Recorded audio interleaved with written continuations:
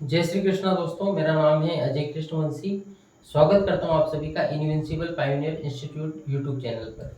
दोस्तों, हम राजस्थान के प्रमुख संत और संप्रदाय के विषय में पिछले कुछ दिनों से चर्चा कर रहे थे। आज भी हमारा चर्चा का विषय राजस्थान के प्रमुख संत और संप्रदाय ही रहने वाला है। लेकिन दोस्तों, आज हमारी चर्चा का विषय है राजस्थान का एक बहुत ही महत्वपूर्ण संप्रदाय, जिसका नाम है दोस्तों निष्कलंकी संप्रदाय या फिर निकलंक संप्रदाय। ये बहुत ही महत्वपूर्ण है दोस्तों। अक्सर ऐसा देखा गया है कि राजस्थान की अलग अलग प्रतियोगी परीक्षाओं में यहाँ से लगातार प्रश्न पूछे गए हैं, तो बिना टाइम वेस्ट के चर्चा को प्रारंभ करना चाहेंगे। दोस्तों, निष्कलंकी संप्रदाय इसको क्यों कहा जाता है, ये भी मैं थोड़ी देर बाद में आपको समझा दूंगा। पहले थोड़ी सी भूमिका के बारे में हम बात करते हैं। इसका जो प्रवर्तक है दोस्तों निष्कलंकी संप्रदाय का, वो है संत माऊजी। कौन है इसके प्रवर्तक? पहले दोस्तों संत माऊजी। संत माऊजी निष्कलंकी संप्रदाय के प्रवर्तक है, ये जानकारी आपको निश्चित तौर पर होनी चाहिए। 1714 ईस्वी में दोस्तों इनका जन्म होता है। सावला गांव है एक, क्या नाम है गांव का? सावला गांव है। और ये सावला गांव है दोस्तों डूंगरपुर में। डूंगरपुर में ये गांव है, यहाँ पर इनका जन्म होता है। 1714 ईस्वी में सावला ग्राम में संत माऊजी का जन्म होता है, जो कि निष्कलंकी संप्रदाय के प्रवर्तक हैं या फिर संस्थापक हैं। इनके पिता का नाम है दोस्तों दाल रूमसी। दाल रूमसी इनके पिता का नाम है। थोड़ा अटपटा जरूर है, लेकिन इनके पिता का नाम दाल रूमसी है, ये भी ध्यान में रखना है आपको। इनकी माता का नाम है दोस्तों केसरबाई। केसरबाई इनकी माता का नाम है।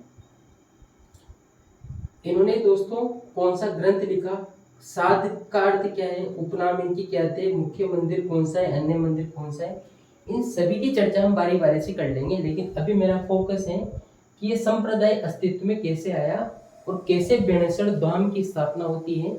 आदिवासियों का कुंभ किसे कहा जाता है, आदिवासियों का तीर्थ स्थान किसे कहा जाता है, वागड़ का धनी किसे कहा जाता है, कल्कि का अवतार किसे कहा जाता है। मेरी चर्चा का विषय ये रहने वाला है।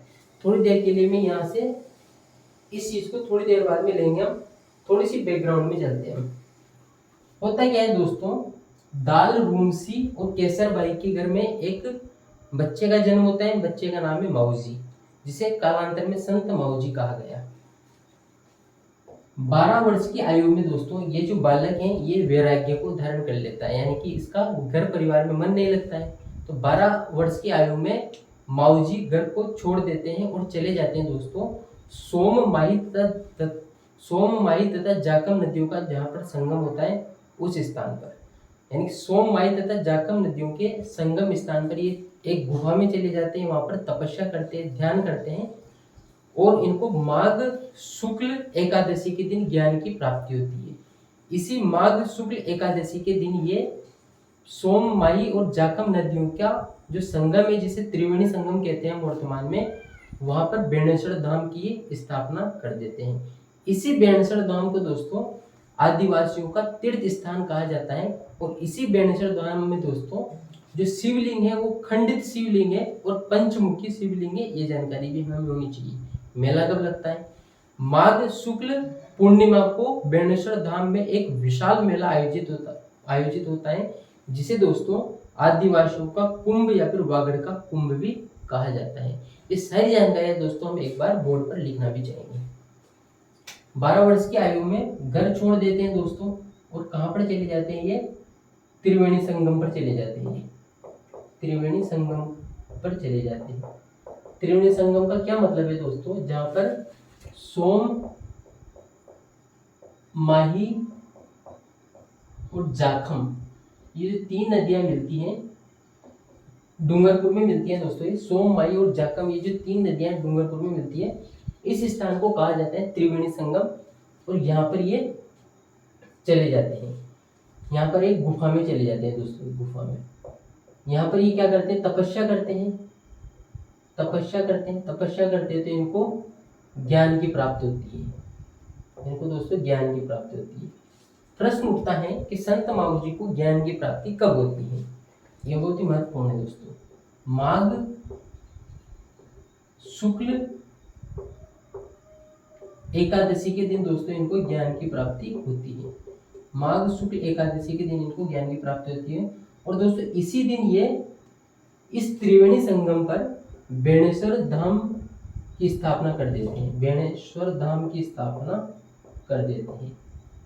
बेणेश्वर धाम की स्थापना कर देते हैं। इसी बेणेश्वर धाम को दोस्तों आदिवासियों का तीर्थ कहा जाता है। आदिवासियों का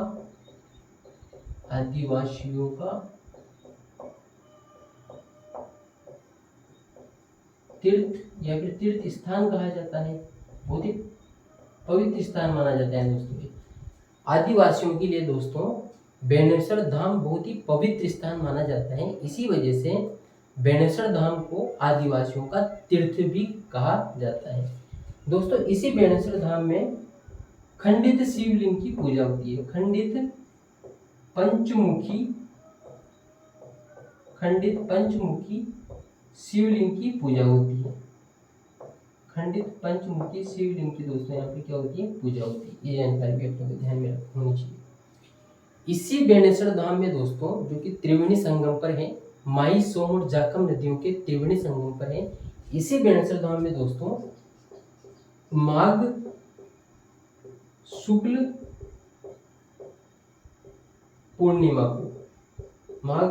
पूर्णिमा को एक विशाल मेला आयोजित होता है दोस्तों, जिसे कहा जाता है, एक विशाल मेला आयोजित होता है दोस्तों, जिसे कहा जाता है आदिवासियों का कुंभ। आदिवासियों का कुंभ कहा जाता है।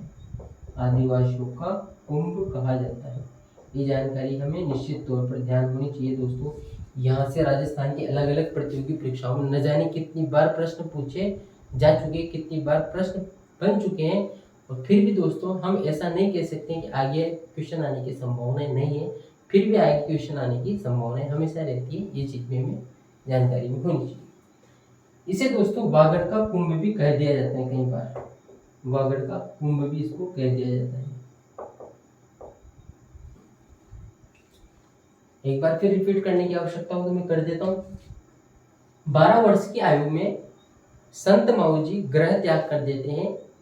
सोम, माही और जाखम नदियों के त्रिवेणी संगम पर एक गुफा में ध्यान और तपस्या में चले जाते हैं। वहां उनको ज्ञान की प्राप्ति होती है। माघ शुक्ल एकादशी के दिन उनको ज्ञान की प्राप्ति होती है, और उसी दिन वो बेणेश्वर धाम की स्थापना कर देते हैं। इस बेणेश्वर धाम को आदिवासियों का तीर्थ कहा जाता है। इस बेणेश्वर धाम में दोस्तों जो शिवलिंग है वो खंडित शिवलिंग है, और वो जो शिवलिंग है वो पंचमुखी शिवलिंग है। ये भी हमें जानकारी होनी चाहिए। इसी बेणेश्वर धाम में दोस्तों माघ शुक्ल पूर्णिमा के दिन एक बहुत ही विशाल मेले का आयोजन होता है, जिसे आदिवासियों का कुंभ कहा जाता है, और इसे ही वागड़ का कुंभ भी कह दिया जाता है। ये जानकारी हमें निश्चित तौर पर होनी चाहिए। अब दोस्तों हम वापस यहाँ पर लौटते हैं। जब इनको ज्ञान की प्राप्ति हो जाती है तो ये उपदेश देना प्रारंभ कर देते हैं।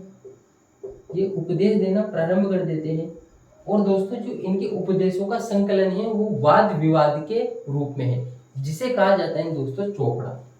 क्या कहा जाता है? चोपड़ा। यानी कि संत माऊजी के जो ग्रंथ हैं वो वाद विवादों के रूप में है, और जिन्हें दोस्तों चोपड़ा कहा जाता है। क्या कहा जाता है प्यारे दोस्तों? चोपड़ा कहा जाता है। खास बात क्या है, ये जो चोपड़ा है इसे दीपावली के दिन ही बाहर निकाला जाता है, और उसके बाद में दीपावली के पश्चात इसको सुरक्षित स्थान पर वापस रख दिया जाता है। यानी कि इसको केवल दीपावली के अवसर पर ही बाहर निकाला जाता है। ये जानकारी भी हमें होनी चाहिए। साध का क्या अर्थ है दोस्तों? ये महत्वपूर्ण है। साध का तात्पर्य क्या है? साध का अर्थ है दोस्तों कि वो जो क्षेत्र है डूंगरपुर, बांसवाड़ा और प्रतापगढ़ का, वो जो डूंगरपुर का क्षेत्र है दोस्तों, वहां पर कुछ ऐसी जातियां थी जिनको अस्पृश्य यानी कि अछूत माना जाता था। हालांकि ऐसा मानना नहीं चाहिए, कोई भी जाति अछूत नहीं है, और भारत का संविधान हमें मौलिक अधिकारों में भी इस बात का उल्लेख करता है कि कोई भी जाति अस्पृश्य नहीं है, और अस्पृश्यता का अंत भी करता है हमारा भारत का संविधान। जब हमें कभी समय मिलेगा और हम भारत का संविधान और राज्य व्यवस्था के बारे में चर्चा करेंगे, तब इन बातों को और अधिक गहराई से जिक्र करेंगे। फिलहाल हम वापस यहीं पर लौटना चाहेंगे। मैं आपसे ये कह रहा हूँ दोस्तों, कुछ ऐसे समाज थे, कुछ ऐसी जातियां थी जिनको अस्पृश्य या फिर अछूत माना जा रहा था। इस बात का संज्ञान संत माऊजी को हुआ। संत माऊजी इस बात से बहुत परेशान हुए, क्योंकि संत का अर्थ क्या है दोस्तों? जिसने जाति प्रथा को भुला दिया हो, जो अपनी जात पात से विरक्त हो चुका हो, जो धार्मिक आडंबरों का विरोध करता हो, जो सामाजिक कुरीतियों का विरोध करता हो। और ये जो अस्पृश्यता है, ये जो छुआछूत है, ये भी तो एक सामाजिक कुरीति है। अगर किसी व्यक्ति के कोई विशेष वर्ण में जन्म लेने के कारण ही अगर वो अस्पृश्य हो जाता है, तो ये तो बहुत ही खराब बात हो गई। मतलब इसे अच्छा नहीं कहा जा सकता किसी भी अर्थ में। खैर, उस समाज के लोगों को दोस्तों जिनको अस्पृश्य कहा जा रहा था, इन्होंने मुख्य धारा में जोड़ने का प्रयास किया कि आओ तुम भी हम में से हो, आप अलग नहीं हो, हम अलग नहीं है, हम सब एक ही हैं। और उन वे जो लोग जिनको अछूत समझा जा रहा था, उनको इन्होंने जब मुख्य धारा में जोड़ा, तब उनको कहा गया है साध। यानी कि अस्पृश्य समाज की जातियों को, अस्पृश्य समझे जाने वाले समाज के लोगों को इन्होंने साध नाम देकर अपने संप्रदाय में जोड़ने का प्रयास किया। ये अपने को जानकारी होनी चाहिए। काफी लंबी चर्चा कर ली, इसमें भी टाइम थोड़ा ज़्यादा ही ले लिया, कोई बात नहीं। यानी कि दोस्तों हम लिख सकते हैं अस्पृश्य जातियों को इन्होंने साथ में जोड़ने का प्रयास किया, और उन्हीं जातियों के लोगों को इन्होंने साध की संज्ञा दी थी। ये हमें जानकारी होनी चाहिए। दोस्तों इनको किस किस और नाम से भी जाना जाता है? जो इनके मानने वाले हैं, जो निष्कलंकी या फिर निकलंक संप्रदाय से संबंधित हैं, वो दोस्तों इनको कल्कि का अवतार मानते हैं। यानी कि इनके अनुयायी दोस्तों इनको कल्कि का अवतार मानते हैं, कल्कि का अवतार मानते हैं। दोस्तों कल्कि कौन है? ऐसा कहा जाता है दोस्तों कि जब जब भी धर्म की हानि होती है और अधर्म ऊपर उठता है और धर्म गर्त में चला जाता है, तब तब विष्णु अपने अवतारों के माध्यम से अधर्म का नाश करते हैं। और भगवत गीता में तो श्री कृष्ण ने कहा भी है कि यदा यदा ही अधर्मस्य ग्लानिर्भवते भारतः अभ्युत्थानं धर्मस्य तदात्मजानं सृजमेयम् पवित्रणाय साधूनां विनाशाय च दुष्कृतां धर्म संस्मरणार्थाय च संभवामि युगे युगे। यानी कि जब जब धर्म की हानि होगी, तब तक मैं इस पृथ्वी पर जन्म लूंगा। अब तक ऐसा माना जाता है हिंदू शास्त्रों के अनुसार कि भगवान विष्णु के 9 अवतार पूर्ण हो चुके हैं। जो 10वां अवतार होगा, जो 10वां अवतार होगा, उसका नाम रहेगा कल्कि, और वो कलयुग को मारने के लिए आएगा। तो संत माऊ जी के जो अनुयायी हैं, जो इनके शिष्य हैं, जो निष्कलंकी संप्रदाय से दीक्षित हुए, उनका ऐसा मानना है कि संत माऊ जी कल्कि का अवतार थे। ये जानकारी हमें होनी चाहिए। इसके अलावा दोस्तों इनको वागड़ का धनी भी कहा जाता है। इनको दोस्तों वागड़ का धनी भी इनको कहा जाता है। दोस्तों संत माऊ जी का संबंध कौन सी भक्ति मार्गी परंपरा से है? क्या ये सगुण भक्ति मार्गी परंपरा से संबंधित थे, या फिर ये निर्गुण भक्ति मार्गी परंपरा से संबंधित है? तो आंसर है दोनों, ये सगुण प्लस निर्गुण भक्ति मार्गी परंपरा से संबंधित थे। आपको अगर कंफ्यूजन होता है कि कौन सगुण है, कौन निर्गुण है, कौन क्या है, तो आप इसी चैनल पर पहला लेक्चर है दोस्तों, जिसमें रामानंदी संप्रदाय के बारे में हमने चर्चा की है। उस रामानंदी संप्रदाय प्रारंभ होने से 5-7 मिनट पहले मैंने सगुण निर्गुण और सगुण प्लस निर्गुण भक्ति मार्गी परंपराओं की चर्चा की है। वहां पर अगर आप वो लेक्चर देख लोगे तो आपके इसके संबंध में कोई डाउट नहीं रहेगा। और वैसे अगर आपको कोई डाउट नहीं है तो वो लेक्चर भी देखने की आवश्यकता नहीं है। फिलहाल हम यहाँ पर आते हैं वापस। दोस्तों ये सगुण प्लस निर्गुण भक्ति मार्गी परंपरा से संबंधित है। सगुण प्लस निर्गुण 3 ऐसे संप्रदाय हैं दोस्तों राजस्थान में, जिनको सगुण प्लस निर्गुण संप्रदाय माना जाता है, या फिर 3 ऐसे संत हैं जिनको सगुण प्लस निर्गुण माना जाता है। संत माऊ जी, जिनकी चर्चा हम आज कर रहे हैं, चरणदासी संप्रदाय चरणदास जी, जिनकी चर्चा हम इससे पिछले वाले लेक्चर में कर चुके हैं। और एक है दोस्तों हरि सिंह सांखला, एक और तीसरा नाम है जिन्हें राजस्थान का वाल्मीकि भी कहा जाता है। तो दोस्तों ये 3 जो हैं ये सगुण प्लस निर्गुण वाले हैं, संत माऊ जी, संत चरणदास जी और संत हरि सिंह सांखला या फिर संत हरिदास। मुख्य मंदिर कहाँ पर है दोस्तों इनका? इनका मुख्य मंदिर जहाँ पर इनका जन्म हुआ था वहीं पर इनका मुख्य मंदिर है, यानी कि हम कह सकते हैं साबला गांव जो कि कहाँ पर है दोस्तों, बताओ आप? डूंगरपुर में है। साबला गांव कहाँ पर है भाई? डूंगरपुर में। यहीं पर दोस्तों इनका मुख्य मंदिर है। इस मुख्य मंदिर में दोस्तों इनकी जो मूर्ति है वो भगवान विष्णु के जैसी है, कल्कि वाली इनकी मूर्ति है। क्या है दोस्तों उस मूर्ति की खास बात? उस मूर्ति में दोस्तों शंख है, एक हाथ में शंख है, एक हाथ में चक्र है, एक हाथ में गदा है, और एक हाथ में दोस्तों, एक हाथ में तो क्या है, शंख है, एक हाथ में चक्र है, एक हाथ में गदा है, और एक हाथ में है दोस्तों कमल। और ये जो है दोस्तों ये चतुर्भुज वाली मूर्ति है, यानी 4 भुजाओं वाली मूर्ति है, और घोड़े पर बैठी हुई मूर्ति, अश्वारूढ़ी मूर्ति है दोस्तों, अश्वारूढ़ी मूर्ति है। यानी कि हम कह सकते हैं साबला ग्राम डूंगरपुर में संत माऊ जी का जो मंदिर है उसमें जो संत माऊ जी की मूर्ति है वो चतुर्भुज रूप में है। चतुर्भुज रूप का अर्थ है दोस्तों कि एक हाथ में तो चक्र है, एक हाथ में गदा है, एक हाथ में शंख है, और एक हाथ में कमल है, और वो घोड़े पर बैठे हुए हैं, चतुर्भुज रूप में है। ये जानकारी भी आप निश्चित तौर पर ध्यान में रख सकते हैं। अन्य मंदिर कहाँ पर है दोस्तों इनके, इसकी भी चर्चा कर लेते हैं। एक तो है दोस्तों अन्य मंदिर है दोस्तों, एक तो पुंजपुर, कहाँ पर है? पुंजपुर में है। एक है दोस्तों दालावाला, दालवाला नहीं दालावाला।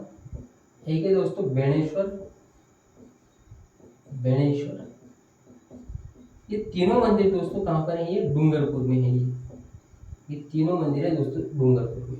पुंजपुर गांव में जो मंदिर है, दालावाला गांव में जो मंदिर है, और बेणेश्वर में जो मंदिर है, ये तीनों डूंगरपुर में है। और जगह भी मंदिर है ये दोस्तों, बिल्कुल है। शेषपुर में एक मंदिर है दोस्तों इनका, शेषपुर में, और शेषपुर है दोस्तों मेवाड़ में। और भी जगह दोस्तों इनका मंदिर है क्या? बिल्कुल है, पालोदा गांव में है। कौन से गांव में दोस्तों? पालोदा गांव में। और पालोदा गांव है दोस्तों बांसवाड़ा में, यहाँ पर भी इनका मंदिर है। समस्त चर्चाएं दोस्तों हमने की है किसके संबंध में? संत माऊ जी के संबंध में, जिनको निष्कलंकी संप्रदाय का, जो निष्कलंकी संप्रदाय के प्रवर्तक हैं दोस्तों। इनको कल्कि का अवतार कहा जाता है, इसी वजह से इस संप्रदाय का नाम निष्कलंकी संप्रदाय है या फिर निकलंक संप्रदाय है। ये जानकारी भी हमें निश्चित तौर पर ध्यान होनी चाहिए। सारी चर्चाएं दोस्तों हम कर चुके हैं।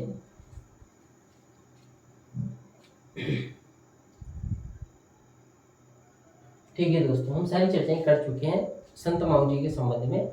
उम्मीद करता हूँ ये जो पर्टिकुलर लेक्चर है आप सबको आपके कॉम्पिटिटिव एग्जाम में निश्चित तौर पर फायदा पहुंचेगा। अगर आपने लेक्चर को शुरू से अंत तक देखा है तो थैंक यू वेरी मच, धन्यवाद। मिलते हैं दोस्तों इसके बाद में किसी नेक्स्ट लेक्चर में राजस्थान की किसी और अन्य संत और संप्रदाय को लेकर चर्चा करेंगे। तब तक के लिए थैंक यू वेरी मच, धन्यवाद। जय श्री कृष्ण।